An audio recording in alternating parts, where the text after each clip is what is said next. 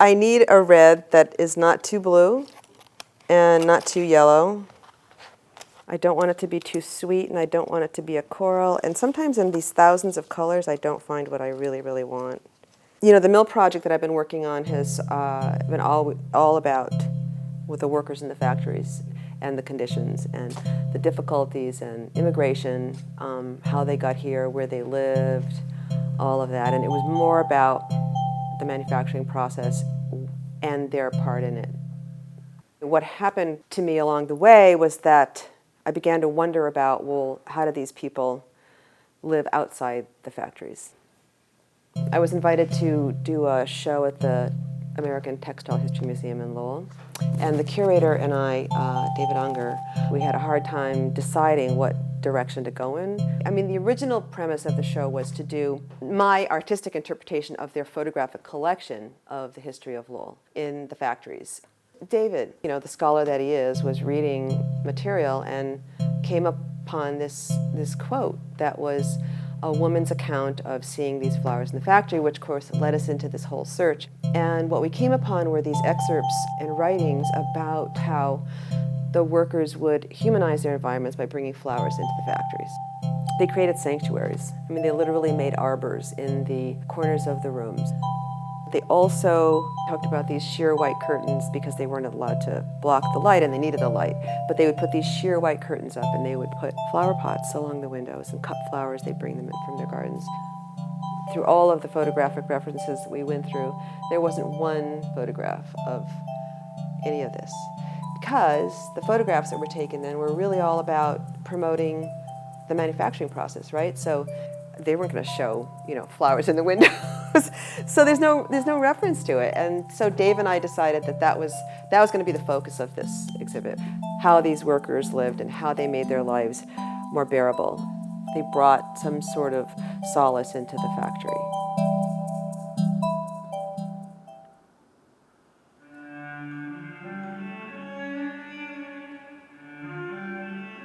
I was born in South Deerfield, Massachusetts. My grandfather came over and started tobacco farming, and then he went into dairy farming, and my mother grew up on a farm. And so, I grew up in the country on a farm. I painted landscapes. I painted barns, and they were very nostalgic. When I went to RISD, of course, all that changed. I still wanted to draw figuratively, but had to force myself to explore other ways of making marks, which was good. 5 days after graduation, I started working in the textile industry. One of the things that over the course of my life, you know, textiles has become an integral part of my work and I worked for 26 years in the textile industry making fabric designs. Fabric is just an integral part of our lives. You know, one of the first man-made materials was fabric. It's a primal thing. When I worked in the textile industry, I was much more comfortable in the mills than I was on 7th Avenue. I sort of preferred that gritty work culture to the glamour of, you know, the spike heels on 7th Avenue. I shouldn't confess that, but it's true. So I really didn't make any artwork for 15 years. When I left working in the textile industry and I started to paint again, I immediately started to make landscapes again. The painting, the oil painting, the drawing, it just didn't feel like enough. I mean, I always felt like there was something missing. It was all about combining those two things. And that wasn't an intentional decision. That kind of happened. The minute you see fabric on something, you go up to it and you want to touch it, first of all. And then you can't, you know, usually in a museum you can't. But at least you can look through. It allows people to enter into the painting in a different way. It kind of went from being a part of the painting to being on top of a painting to now being completely away from an actual painting or drawing, so that the installations stand on their own. Suddenly you have an environment within an environment so that you can walk through. What I really wanted to do was make people part of the piece.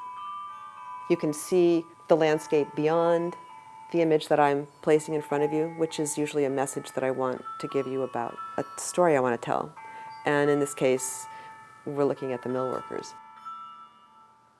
I love history. I love researching history. And I love finding things out.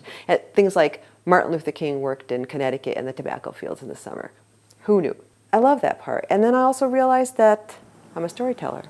I don't usually start from fabric for an inspiration. It's usually more like a photograph or a, like a thing.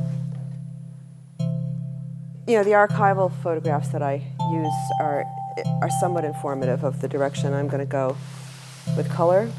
And these are all these hand-tinted postcards from the turn of the century. So this is sort of the basis of the color look I'm going for.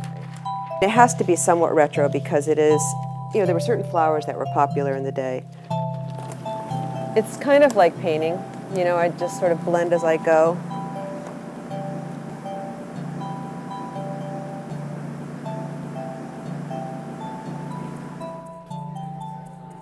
So this looking at the flowers in the factory has been enlightening to me. I think it's why it's so important. It's the positive side of being, a hardworking immigrant. Suddenly I realized it was really about my family experience and how I fit into this work culture that I was in.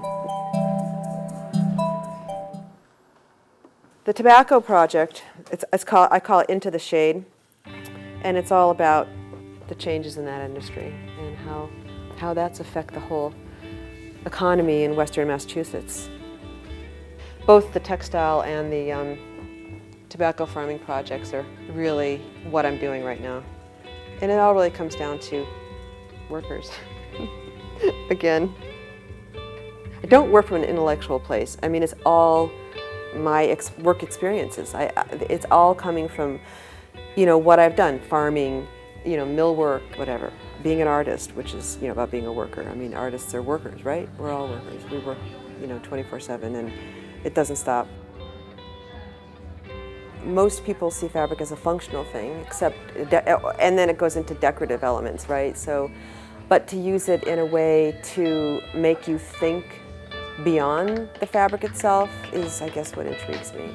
To use it as a window into a painting or into a subject matter that I want to tell a story about. It's not a political statement. It's just about a people. The process informs the next step. The process informs what I do with the technique, with my color. The layered scrims, which are stenciled, abstract that representational thing that I do, which is always very surprising. No matter how much I plan, the end result is different. And that's the mystery that I want to capture. It speaks to the kind of thing I'm trying to say in these pieces, which is that life is not static, that people change, that people move through a landscape and things shift and change because of people.